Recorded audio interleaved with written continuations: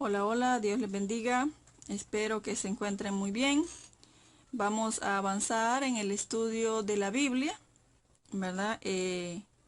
Siempre esperando que sea el Señor el que nos dirija y el que nos enseñe, ¿verdad? Y que su palabra pueda prevalecer en nuestros corazones, en nuestras vidas, para que seamos útiles en la obra del Señor y sobre todas las cosas, pues, que podamos honrarle como solo es digno de suprema alabanza, ¿verdad? Entonces vamos a entrar a este tema que es el eterno Dios, ¿verdad? El eterno Dios.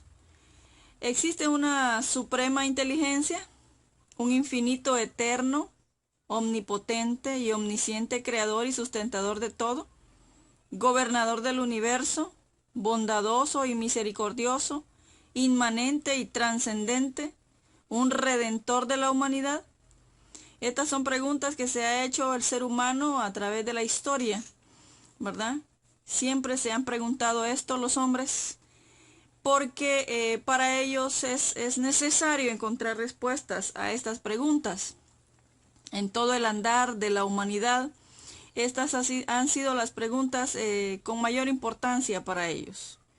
Y en esto pues hay mucho que discutir, mucho pensamiento, ¿verdad? Dios nos hizo seres razonables, pensantes, y por lo tanto hasta Él mismo, hasta el Dios mismo, el hombre busca darle una explicación, ¿verdad? Y claro, le da una explicación conforme a su pensamiento, conforme a lo que él cree correcto, ¿verdad? Entonces vamos a empezar con la existencia de Dios. Se ha argumentado que la Biblia no nos proporciona pruebas de la existencia de Dios. ¿O es que existe acaso el libro que procura demostrar la existencia de su autor? ¿Usted ha leído algún libro alguna vez? ¿De casualidad? ¿Alguno por ahí? ¿Lo recuerda? De casualidad, el autor se esmeró por mostrar su existencia, por mostrar su realidad, por mostrar que él es verdad en el libro. Creo que no, ¿verdad? No entendemos entonces por qué a la Biblia sí le exigimos que dé muestras de su escritor, de su autor. Entonces, desde ahí podemos ver que ya el hombre empieza a querer respuestas que no busca en otras instancias, ¿verdad? Entonces, por ahí podemos empezar. ¿Qué libro procura demostrar la existencia de su autor? Ninguno. Las escrituras simplemente dan por sentado que Dios existe. La Biblia empieza con las palabras: en el principio Dios creó los cielos y la tierra. Génesis 1:1. Así empieza, ¿verdad? Empieza con la existencia de Dios. La Biblia no nos explica si Dios existe o no. Lo da por sentado, lo da como un hecho que Dios existe, que es real. Hebreos 11:6 nos da el requisito para llegar a conocer a Dios. Aunque hay mucha evidencia que habla de la existencia de Dios, solamente la fe nos convence de su existencia. Así que Hebreos 11:6 dice: pero sin fe es imposible agradar a Dios, porque es necesario que el que se acerca a Dios crea que le hay y que es galardonador de los que le buscan. Porque es necesario que nos acerquemos a Dios con fe, porque solamente la fe nos convence de su existencia, ¿verdad? Vamos a hablar de dos personajes que tienen una forma de pensar que nosotros pues debemos entenderla, ¿verdad? Para poder entenderlos a ellos y para poder defendernos también en algún momento. Y es el ateo y el agnóstico. El ateo es el que niega la existencia de Dios. Antes que el ateo pueda afirmar que no hay Dios, tiene que presumir por sí mismo la sabiduría y la omnipresencia de Dios. Es decir, él tiene que presumir por sí mismo, por él, porque él es la sabiduría y la omnipresencia de Dios. Tiene que explorar todo el universo para asegurarse de que Dios no está allá. ¿Acaso existe Dios fuera de la esfera de su conocimiento finito? Entonces, este personaje niega a Dios, pero tiene que buscarlo en todo lugar. Tiene que buscarlo en el universo completo para poder definir si realmente existe o no existe.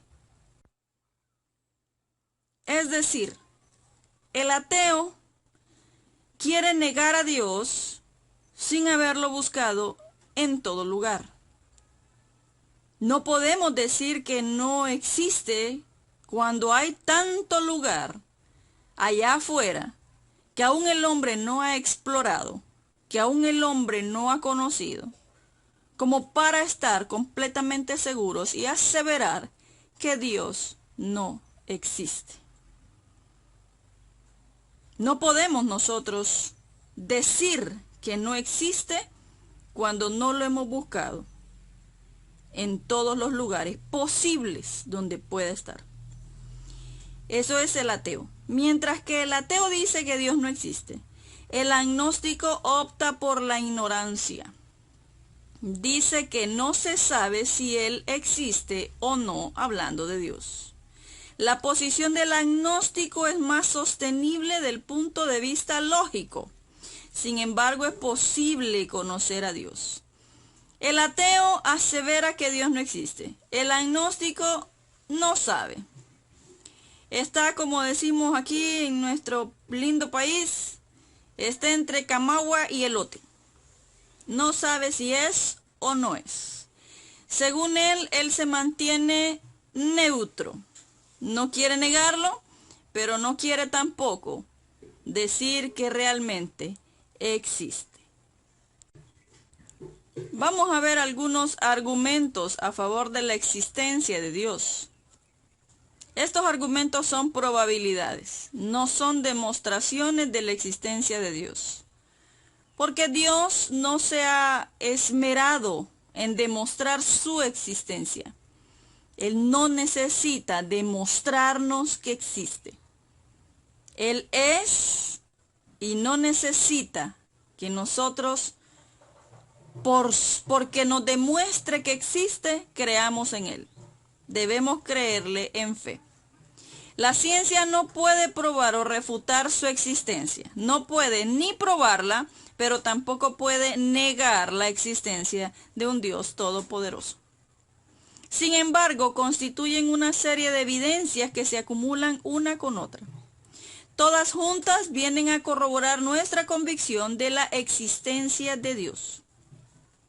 Pablo nos habla en Romanos 1:20 de las cosas invisibles de Él, que se hacen claramente visibles desde la creación del mundo. Estos argumentos hablan de la revelación general del universo. Pablo nos habla en Romanos 1:20 de las cosas invisibles de Él. Las cosas invisibles que no podemos ver, un mundo espiritual que no podemos ver, que se hacen claramente visibles desde la creación del mundo. Aunque no lo veamos a Él, a Dios, a ese ser maravilloso, vemos la maravilla de su creación. Vemos lo grandioso que ha sido con nosotros. Vemos su amor, sentimos su paz, sentimos su compañía, su consuelo. Y a través de eso podemos conocerle. Y a través de eso podemos creer, sin temor a dudas, que Él es real y que Él existe. El argumento cosmológico. Causa y efecto. El punto de partida es la existencia del universo, el cosmos. De allí procede hasta la existencia necesaria de Dios como la causa primera. Es decir, todo hecho, es decir, efecto, debe ser explicado por una causa adecuada. Es decir, la causa. Causa y efecto. Para que ocurra algo, debe haber una causa. Para que una piedra se mueva, debe haber algo que la empuje. Para que algo ocurra, debe haber otra cosa que lo manipule. Causa y efecto. Pero por entendimiento, nosotros podemos deducir, sin temor a dudas, que la primera causa de todo lo que existe es Dios. Él es la primera causa. Él no necesita una causa en sí, porque Él es la causa de todo lo conocido, de todo lo que vemos. Los que creen que el universo es autoexistente, es decir, eterno, que no tiene ni principio ni fin, se llaman panteístas. ¿De dónde viene esa palabra? Pan, todo, teo, Dios. Todo es Dios. Los panteístas creen que todo es Dios y que Dios es todo. Solo Dios es eterno. Por lo tanto, si alguien afirma que el universo es eterno, entonces lógicamente es Dios. Sin embargo, el universo no se comporta como si fuera eterno. Ellos creen que el universo es Dios y que Dios es el universo. Pero no podemos mezclar una cosa con la otra. Dios creó el universo. El universo es creación, no es Dios. Debemos nosotros estar claros en lo que creemos, claros en nuestras convicciones. Dios es el creador de todas las cosas que están en el universo y muy probablemente fuera del universo. Dios es la primera causa. Las leyes científicas tales como la ley de la termodinámica nos demuestran que el universo va desgastándose. Eso lo dicen los científicos. Por lo tanto, hubo un tiempo cuando comenzó. Si se va desgastando, si se va quebrando, si se va arruinando, por decirlo de alguna manera, es que tuvo un comienzo. Y desde ahí entonces pierde los atributos divinos, pierde eternidad, la cual solamente Dios tiene. Otros arguyen que no es el universo en sí, sino la energía que es eterna. Algunos creen que es la energía la que es la eterna. La misma ley de la termodinámica nos ayuda a entender que la energía no utilizable que resulta del desgaste del universo no sirve para nada. No hay prueba alguna de que el proceso de desgaste sea reversible. No hay nada que demuestre que la energía es eterna tampoco. Por lo tanto, tampoco la energía es Dios. Adorar la energía es postrarse ante un Dios falso e impotente. Se necesita un poder más grande que la energía física para dar la orden. Dios es la primera causa del universo. Causa y efecto. La gran causa es nuestro Rey de Reyes y Señor de Señores, Jehová, el Dios creador del cielo y la tierra. El argumento teleológico, designio. El universo no solamente existe, sino también muestra un propósito de diseño que presupone a Dios. Suponer que el azar puede explicar la existencia del mundo sería hacer una muestra del mismo grado de imaginación manifestado por el evolucionista Thomas Huxley, cuando afirmó que si le dieran 6 máquinas de escribir a 6 monos y estos se pusieran a golpear las teclas, dado el tiempo necesario, llegarían a producir todos los libros que contienen el Museo Británico. Mire, de verdad que hay cosas que no tienen explicación. ¿Cómo es posible que una persona inteligente, Thomas Huxley, con el respeto que él se merece, diga que si le dan 6 máquinas a 6 monos y estos al azar empiezan a teclear aquellas máquinas, dado un tiempo necesario que tampoco lo especifica, llegarían a producir todos los libros que contienen el Museo Británico, cuando los libros tienen un sentido lógico de escritura? Esto es imposible. Entonces argumentar que por el azar existe el mundo también es un acto de locura.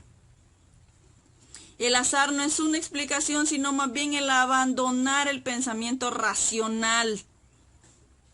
El azar no es una explicación, sino más bien el abandonar un pensamiento racional. El científico opera bajo la presuposición de que todo el universo funciona bajo las leyes bien definidas. Eso es lo que dice el científico. El diseño de todo lo que existe no es por azar, sino por el hecho de que Dios es el gran diseñador del universo. El científico dice que el universo funciona bajo leyes bien definidas, pero dice que se fundó bajo el azar. ¿Contradictorio? Claro que sí. Todo por no querer aceptar que hay un Dios creador, supremo y eterno. El argumento ontológico, un ser supremo. Este argumento, muy discutido, fue enunciado por primera vez por San Anselmo. La idea de Dios es la única que permite no concebir ninguna otra cosa que sea mayor. Por lo tanto, esta idea, y solamente esta, lleva en sí la convicción de su existencia objetiva. Hay un ser supremo. El argumento moral, presentado por Immanuel Kant, gran pensador del siglo XVIII. Este argumento pregunta de dónde vienen los seres morales. Nos desafía a considerar cómo un universo supuestamente amoral, es decir, sin moral, irracional y carente de sentimiento, haya podido producir criaturas morales, tales como nosotros. Como alguien ha dicho, el materialismo podrá explicar lo material, pero no puede explicar al materialista. Definitivamente, como algo que no tiene moral, que no tiene sentido, que no tiene razón, pudo producir a seres racionales, morales y con sentimientos. Muchos pensadores modernos niegan la existencia de una moral absoluta. Los adeptos de la nueva era nos dicen que todo es relativo. La moral, dicen ellos, es producto de la sociedad y de los valores personales. La moral, dicen ellos, es producto de la sociedad y de los valores personales. Sin embargo, cuando condenamos a la esclavitud o el genocidio, encontramos en el área de la moral trascendente. ¿De dónde viene esta facultad de distinguir entre el bien y el mal? ¿Por qué nos sentimos obligados a ser bondadosos y honestos? ¿Es simplemente producto de la evolución o de las instituciones sociales?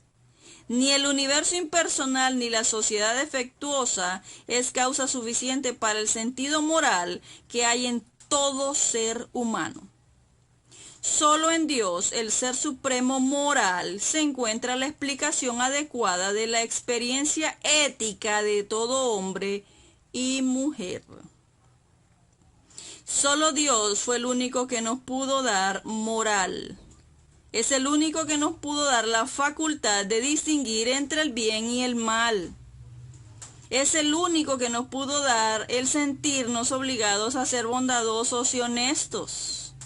Eso no viene de la evolución, ni tampoco de instituciones sociales, ni tampoco de cómo nos hayan criado, ni tampoco de qué es lo que nosotros pensamos, ni como dicen algunos por ahí, así nací yo.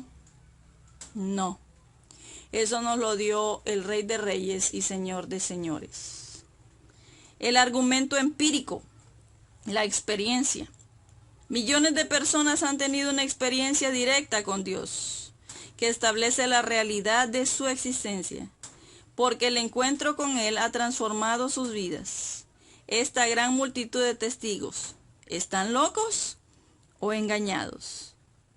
Millones de personas han tenido una experiencia directa con Dios, y yo le puedo decir que yo soy una. Yo he tenido experiencias directas con el Señor, así como muchos de los que me están escuchando han tenido una experiencia directa con el Señor. que establece la realidad de su existencia. De allí que no haya una teoría humana que nos saque de nuestras convicciones de que Dios es real. Porque el encuentro que yo tuve con el Señor ha transformado mi vida, ha cambiado mi ser. Esta gran multitud de testigos en el que yo me encuentro, ¿yo estoy loca o engañada?